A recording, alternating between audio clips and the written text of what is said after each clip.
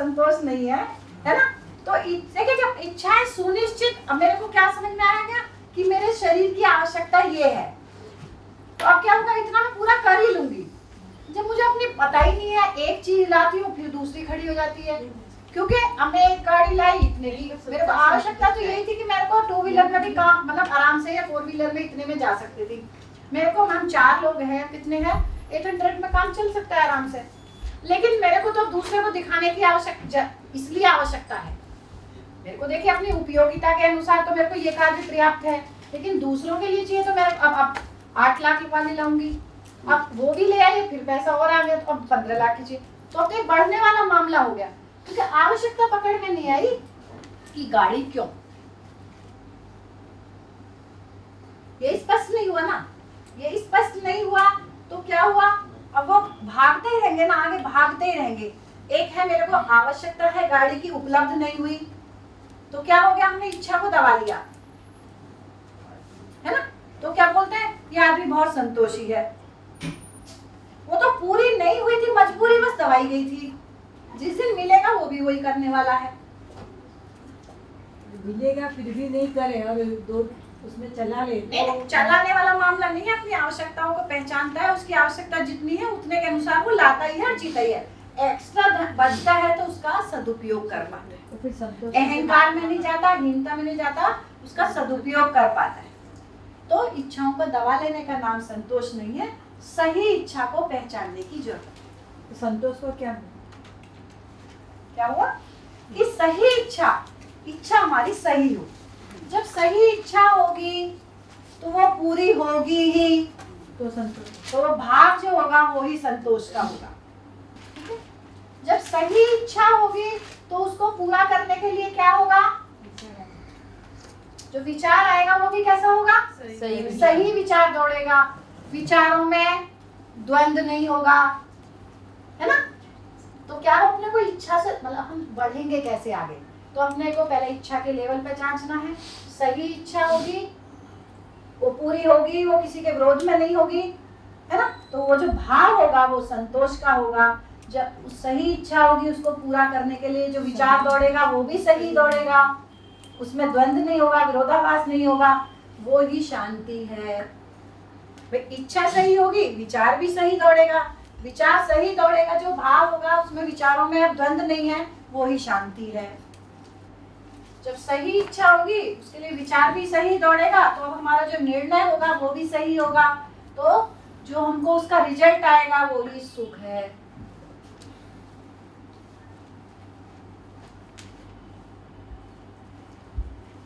यानी हम वो उसके लिए जो कार्य या व्यवहार करेंगे वो सही होगा, सही है ना, उससे प्रकृति में संतुलन के रूप में आएगा। अब यहाँ मानव की क्रियाओं की बात हो रही है, कार्य की बात नहीं हो रही है ना, क्योंकि मानव की जीवन क्रियाओं की बात हो रही है, तो सुख वाली बात आ गई। सुख तो सुख, शांति, संतोष, आनंद। अब वही, अब देखिए गलत इच्छा होगी, अब गलत इच्छा पूरी होगी कि नहीं होगी, तो वही असंतोष है। उसके लिए विचार भी गलत दौड़ेगा, तो विचारों में द्वंद्व बना रहेगा, वही अशांति है। कुछ गलत विचार है, अब उसके लिए जो निर्णय होगा वो भी गलत होगा, उसका जो रिजल्ट आएगा वही आएगा, वही दुख। जितना भी टेक्नोलॉजिकल डेवलपमेंट या ये सब जो नया नया हो रहा है, अगर मानवी ऐसे समझ के बैठ जाए कि मुझे जितना चाहिए उतना मेरे पास है, तो एक जो अंदर से संतोष उसको मिल जाए, तो फिर ये जो प्रोग्रेस हो रहा है वो, मुझे ये थोड़ा कॉन्ट्रडिक्शन लग रहा है। ठीक बात है। So I just want to clear. ठीक बात, बड़ी चलिए, है ना। जिस बात की हम पहले दिन ही चर्चा किए थे, विकास, है ना, ठीक है। अब वही विकास वाले ला रहे ना। तो देखिए मैं पहले इतनी परिचय में रखी थी क्या चीज है विकास, तो मैं तो उसको भी कुछ चर्चा की नहीं हूँ, है ना। तो विकास का क्या मतलब है, मेरे घर में पहले 2 व्हीलर था, 4 व्हीलर आ गया, विकास कर लिया। मेरा पहले 2 कमरे का मकान था, 4 का हो गया, विकास हो गया, है ना। मतलब जनरल जो लेते हैं विकास। पहले सड़क ऐसी थी, अब मेरे गांव की सड़क या शहर की सड़क अच्छी बन गई, विकास हो गया। मतलब जनरल तो ऐसे ही चलता है ना विकास का, है ना, कोई चीज का। अब ये कोई सुविधा और बढ़ गई, जो अब टेक्नोलॉजी की बात कर रहे हैं, ये आ गई। तो यहाँ ऐसा तो हो नहीं रहा कि अपने को मोबाइल यूज नहीं करना है, ऐसा तो कोई, हाँ ऐसा तो कुछ हो नहीं रहा है। पर अगर ये मानसिकता आ गई क्या? पर ऐसी मानसिकता तो है ही नहीं ना, इसमें बात ही है ही नहीं ऐसी मानसिकता, तो है ना। ऐसी मानसिकता कि अपने को गाड़ी यूज नहीं करनी, मोबाइल यूज नहीं करना या फ्लाइट में, ऐसा कोई बात ही नहीं हुई है कुछ भी, ठीक है ना, वो बात ही नहीं आ रही है यहाँ पर। मैं विकास को बात हो रही है, आप मेरे को ध्यान में आ गई इसलिए मैं इसको खोल रही हूँ। तो देखिए क्या चीज है विकास, तो जो आप बोल रहे हो ऐसा वाला तो ये है ही नहीं, ठीक है। तो क्या है, ये 4.5 क्रियाओं में जीना, जीव चेतना, और इन 10 क्रियाओं में जीना बराबर मानव चेतना। जीव चेतना से मानव चेतना में गुणात्मक परिवर्तन ही विकास है। जीव चेतना से मानव चेतना में जीना ही विकास है, यही शिक्षा का उद्देश्य है। शिक्षा में इसको पूरा करने की आवश्यकता है। 2 मॉडल रहे हैं, एक तो भक्ति विरक्ति का, त्याग का, इस तरह का। एक रहा है जो अभी चल रहा है भोग का। एक तो मॉडल क्या रहा, भक्ति विरक्ति का, सुविधाओं को छोड़ दो सुखी हो जाओगे, तो आदमी करके देख लिया, सब तप ध्यान सब करके देख लिया। एक रहा जो अभी चल रहा है, भोग लो सुखी हो जाओगे, वो भी आदमी, मतलब जरूरी नहीं है हमारे पास ही सब चीजों पर देखने को तो मिलता है, जहाँ जितना पैसा है सब किसी को भी आप सोच ही सकते हैं। तो 2 मॉडल रहे, एक भक्ति विरक्ति का या त्याग तपस्या का, दूसरा रहा भोग का। दोनों आदमी करके देख लिया, दोनों में तृप्ति नहीं मिली। ये मॉडल जो है ना, किसी को छोड़ना है ना त्यागना है, ना किसी को पकड़ना है, वास्तविकताएं जैसी है उनको समझ के वैसा जीना है। न्यूनतम में जियो, कहीं बात नहीं हो रही कि आपको न्यूनतम में जीना है, उसके हिसाब से चलो। नहीं जो है उसके हिसाब से नहीं चलो, ऐसा नहीं है। खुद तय करो, है ना, समझ के आधार पर पता चलेगा मेरे शरीर की आवश्यकता कितनी है, तो वो कैसे पूरी होगी, उसको पूरा करना है। क्या तय करो, तो समझ के आधार पर वो खुद तय हो जाएंगे। हो जाए। तो ये इस अनुसंधान की महिमा है कि कोई छोड़ने पकड़ने की बात नहीं हो रही है।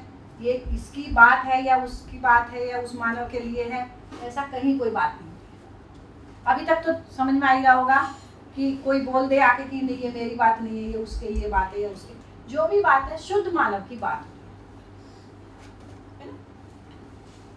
चलिए, अब ये 2 बात आई थी जो आप कुछ बोल रहे थे, जितनी चादर उतने पैर या जितने पैर उतनी चादर, कौन सा सही है? जितने पैर उतनी चादर। दूसरा वाला सही नहीं है। चलिए, कौन सा सही है? पहला वाला। जितनी चादर, जितनी चादर उतने पैर, पहला वाला। जितनी पैर। पहले वाले कितने हैं? दूसरे वाले कितने हैं? आप किधर है?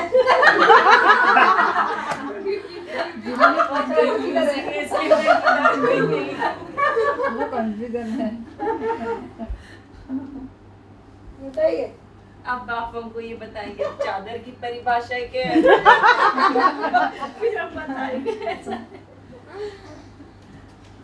देखिए, सही तो ये है, सही तो ये है, जीते हम यहाँ हैं, खड़े हम यहाँ हैं, लेकिन देखिए सही तो, देखिए जो सही होगा सबके लिए यही स्वीकार होगा। अब देखिए, जितनी चादर उतने पैर, ठीक है। अब चादर मान लो 5 फीट की है और मैं 6 फीट की हूँ, तो रात को नींद आएगी क्या? नहीं, सिकुड़ के सो। हाँ, नींद आएगी, ठंड लगे, सिकुड़ के भी सुकड़ के सोएगा ना। कितने टाइम सो वही सुकड़ के जीना हुआ ना, इसका मतलब क्या हुआ? सुकड़ के तो जीना हुआ, फिर कंप्रोमाइज हुआ, संतोष हुआ,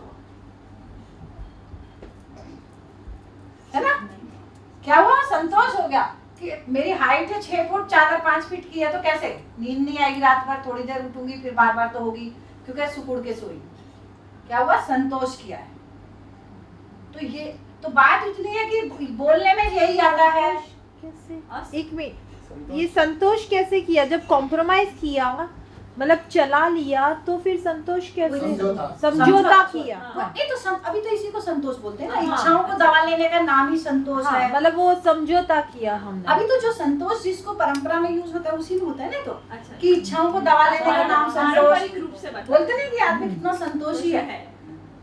हाँ, मतलब वो आजकल की बोलचाल की भाषा का संतोष हुआ। उसी की बात हुई है यहाँ तो, है ना, कि आदमी कितना संतोषी है, इतने में चला लेता है। आपको क्या पता संतोषी, आप लाके तो दीजिए, पूरा करेगा वो भी है नहीं है नहीं, मजबूरी बस हो रहा है। ये मुहावरा इसलिए बना है कि 15% लोग जितने में जीते हैं, 15% लोग जितना खर्चा करते हैं उतने 85 लोग उतने में जीते हैं। तो वो उनकी चादर का साइज हुआ 20 फीट। अब इनको तो पैर सपोर्ट कर जीना मजबूरी हो गई। लेकिन जब हर आदमी को अपनी आवश्यकता पकड़ में आएगी, प्रकृति में संसाधन पर्याप्त है कि हर एक की आवश्यकता पूरी हो जाएगी, किसी को फिर जितनी चादर है उतना पैर की ऐसे जरूरत नहीं पड़ेगी। भ्रम की स्थिति में अपने को ऐसे ही करना पड़ेगा, ऐसे ही प्रवचन बोल बोल के बोलना पड़ेगा आदमी को, है ना। लेकिन जब समझ होगी तो जितने पैर उतनी चादर, ये निकल के आएगा। सही ये है, अभी भ्रम की स्थिति है कि इतने में इतने लोग जिएंगे तो बाकी को तो पैर सुकोड़ने पड़ेंगे ही।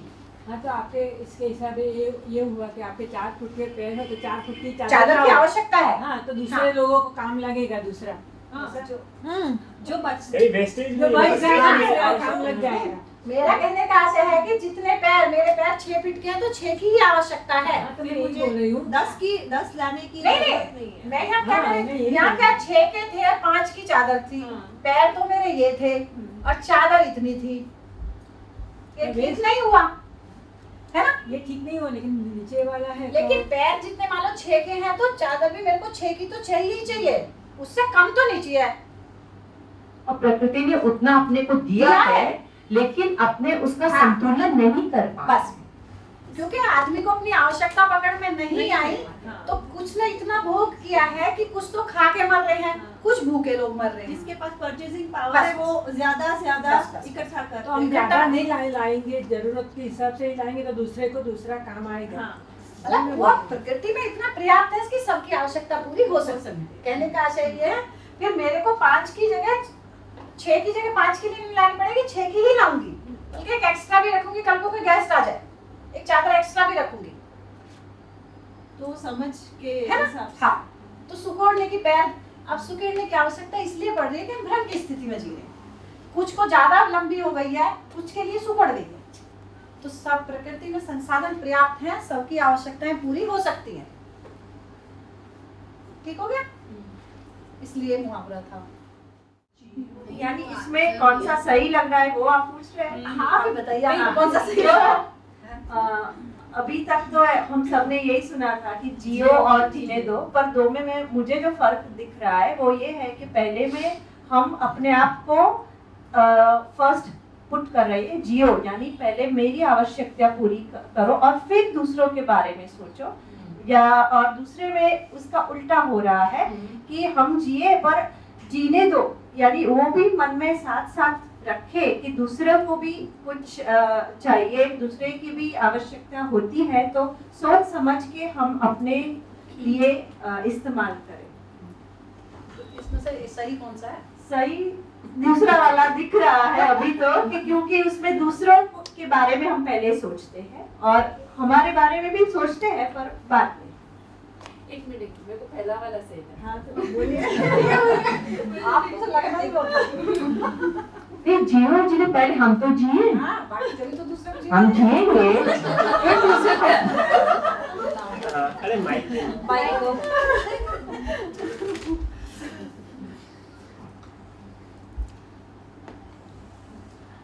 जीने दो और जियो। जीने दो माने बाकी प्राणावस्था है, जीव अवस्था है, पर उनको भी तो जीने दो, उनके साथ हमारा जीवन होगा तभी हम जिएंगे। वो जिएंगे नहीं तो हम अकेले अवस्था कहाँ से जिएगी, तो उनको जीने दो और हम खुद जिए। आप देखिए यही है बात जो हो रही थी कि धरती पर सबसे पहले अवस्था कौन सी आई? पदार्थ अवस्था, उसके बाद प्राणावस्था, उसके बाद जीव अवस्था, उसके बाद मानव अवस्था, है ना। तो हम इनको जीने देंगे, मतलब पहले ये रहेंगी जो हम कर रहे हैं प्रकृति वाला मामला, पहले ये रहेंगी तभी हम जी पाएंगे। मोटे रूप में तो मतलब ऐसा पकड़ में आ ही रहा है ना। तो जियो और जीने दो का मतलब हो गया कि पहले मैं खुद जी लूं, यहाँ जीने दो का मतलब यही है कि सब है तो मेरा जीना तो हो ही जाएगा, ये नहीं रहेंगी कैसे मैं जी पाऊंगी, तो इनके साथ भी जी पाऊंगी, मैं मानव के साथ भी ठीक से जी क्योंकि फिर समाधान में तो सारी चीज आ गई ना, मानव भी फिर चारों अवस्थाओं को समझने वाली बात आ गई ना कि मानव छूट गया ऐसा तो है नहीं, फिर तो जीवन रूप में सब समान है वाला मामला ही गया। क्या चीज है क्रोध? क्रोध की परिभाषा अपने क्या चीज है क्रोध? जो नेगेटिव इमोशन, क्या चीज है गुस्सा? फिर वही शुरू नेगेटिव इमोशन पर्यायवाची इंद्रियों पे कंट्रोल ना हो। आपा खो देते हैं। आपा खो देना है ना। तो क्या इसके अच्छे से शुद्ध से परिभाषा? बहुत अच्छे से डेफिनेशन आई।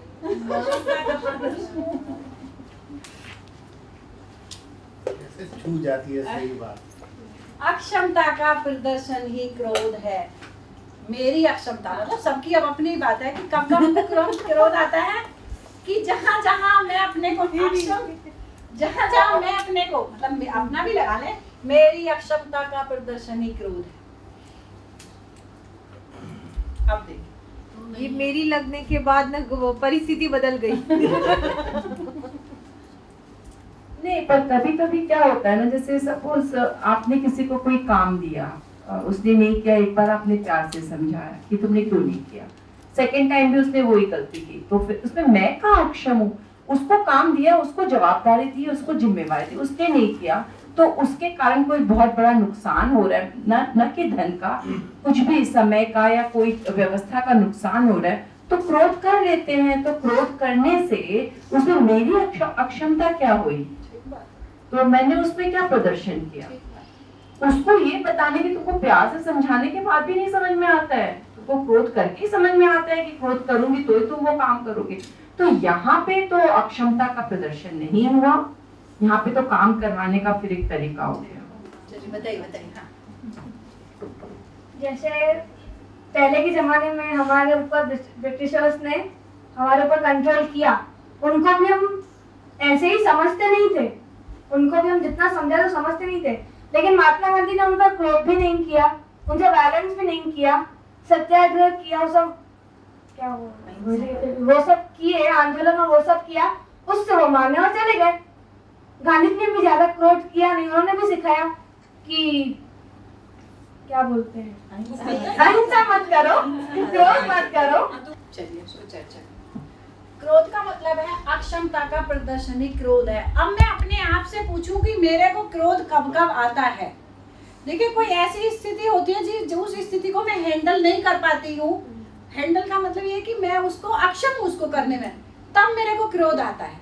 मैंने कोई चीज को समझाना चाहती हूँ, सामने वाला नहीं समझ रहा है, ठीक है, फिर मैं दोबारा समझाती हूँ, फिर नहीं समझ रहा है, क्या हो गया? मतलब मैं उसको समझाने में अक्षम हूँ, इसका मतलब मेरी अक्षमता हुई ना उसमें। अक्षम क्या हूँ? मेरी अक्षमता है कि मैं सामने वाले को समझा नहीं पा रही हूँ, उसकी जैसी स्थिति है वो अपनी स्थिति के अनुसार प्रस्तुत हो रहा है, लेकिन मैं उसको हैंडल कर। मैं बच्चे के लिए बोलती हूँ कि पढ़ लो, ठीक है, 4 बार बोलती हूँ, नहीं पढ़ता। अब बच्चे की जैसी स्थिति है वो तो वैसे ही करेगा, उसका पढ़ने में मन नहीं लग रहा, मेरा गुस्सा करने से अगर वो बुक लेके बैठ भी जाएगा तो क्या हो जाएगा उससे, है ना? बुक लेके बैठ सकता है, हमारी डांट खा कुछ भी कर सकता है, लेकिन उसका मन तो नहीं है। तो अभी मैं उसको समझाने में अक्षम हूँ।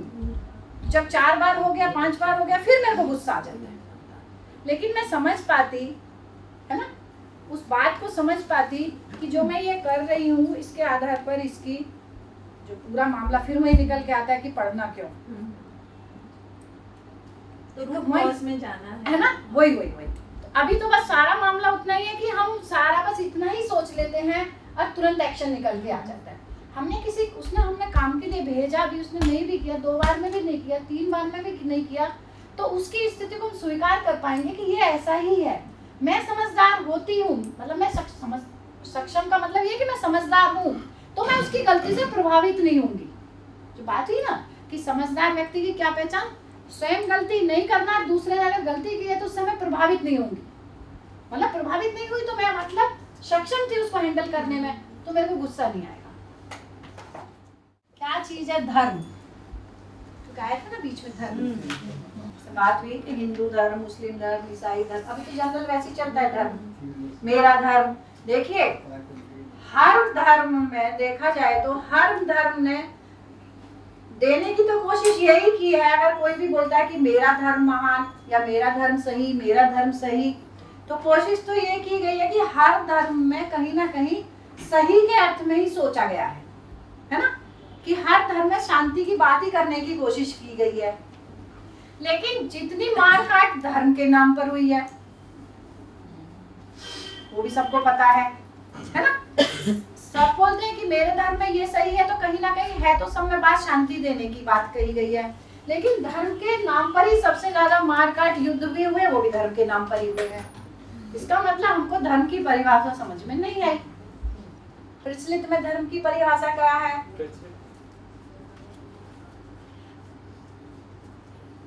धार्यते इति धर्म। क्या मतलब हुआ इसका? धार्यते इति धर्म। हाँ,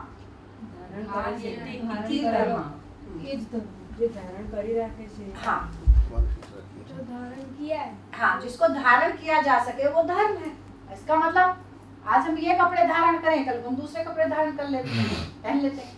ये तो मतलब धारण का मतलब तो यही हो गया ना कि आज हम ये कपड़े धारण किए, कल ये कपड़े धारण कर लिए। जी धारण की तो पंजाबी धर्म हो गया। हाँ, है ना। आज हम इस धर्म में हैं, धर्म परिवर्तन करके दूसरे में पहुंच गए। इसने धर्म परिवर्तन कर लिया तो क्रिश्चियन हो गई। ये तो चलो एक कपड़ों वाला मामला हो गया। मैं और गहराई से बात बोलूं ना कि ये पहले हिंदू धर्म में था, उसमें पहुंच गया, ये मुस्लिम में तो इसमें आ गया, सिख था तो ये इसमें पहुंच गया। मतलब जनरल तो बात करते ही हैं कि धर्म परिवर्तन कर लिया उसने। जैसे कपड़े बदलते हैं, मतलब इसका परिभाषा निकला, ऐसा धर्म भी परिवर्तित हो गया। ठीक है, ऐसा ही परिभाषा, प्रचलन वाली परिभाषा ऐसे है। देखिए वैसे परिभाषा वास्तव में धर्म की क्या है?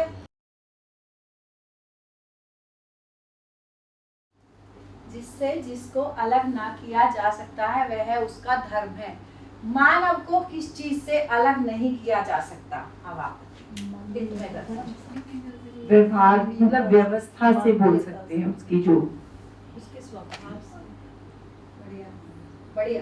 तो धीरे धीरे पहुंच में ही रहे। अब सटीक शब्द देना फिर बाद में अलग बात है, कार्य से धीरे धीरे आपके अंदर से देखिए, सबके अंदर से वो आ रहा है थोड़ा थोड़ा कि मानव को किस चीज से अलग नहीं किया जा सकता। उसके कार्य, व्यवहार, स्वभाव, व्यवस्था, ये सब चीज से उसको अलग नहीं कर सकते। मानव का लक्ष्य क्या है? निरंतर खुश रहना। माइक साफ बोल रहा है ना। तो देखिए यहाँ किसी एक मानव की बात नहीं चल रही। जो हम धर्म की बात बोलते हैं कि ये हिंदू का है, ये मुस्लिम का है, ये उसका है, पंजाबी सिख का है, जो बात करते हैं, लेकिन यहाँ जो बात हो रही है मानव की बात हो रही है। हर मानव की चाहत क्या है? जिससे मतलब जिससे जिसको मानव को सुख की चाहत से अलग किया ही नहीं जा सकता। सुख धर्मी है। तो मानव क्या है? हर मानव सुख धर्मी है। हर मानव का धर्म है सुख की चाहना। अपना सहयोग बनाए रखे। क्या हो गया कि कोई भी आदमी है, चाहे बच्चा है, बूढ़ा है, कोई स्त्री है, पुरुष है, कोई भी है, कहीं भी है, किसी भी, जिसको धर्म और जाति जो भी बोल रहे हैं, लेकिन 700 करोड़ 800 करोड़ आदमी का सबका धर्म एक ही है, वो है सुखी होना। कि मानव को सुख की चाहत से अलग किया जा सकता है क्या? नहीं किया जा सकता। तो अब जैसे मानव का धर्म है, ऐसे हर अवस्था का धर्म है। मतलब केवल मानव ज्ञान अवस्था का ही धर्म मानव का ही धर्म नहीं है, चारों अवस्थाओं का धर्म है। चारों अवस्थाओं का धर्म क्या है? वो जो प्रकृति में चर्चा करेंगे उसको मैं डिटेल में, तो प्रकृति की चर्चा करेंगे। मतलब पदार्थ अवस्था का भी धर्म है, प्राणावस्था का भी धर्म है,